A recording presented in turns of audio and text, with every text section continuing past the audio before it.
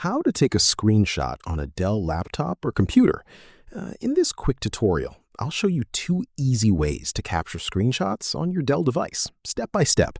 If this helps you out, make sure to like the video and subscribe for more Windows tutorials. First, go to the screen that you want to capture.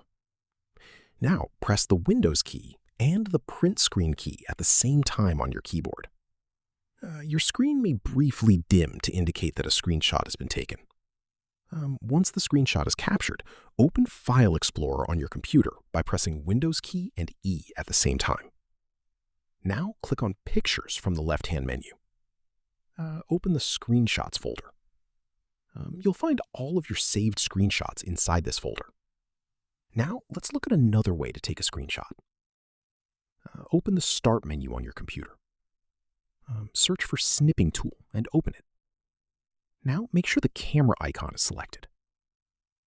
Click on New in the top left corner. Drag your mouse over the area you want to capture.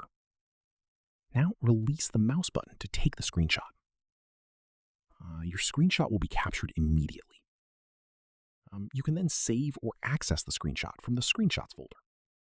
And that's it. That's how you can take a screenshot on a Dell laptop or computer easily.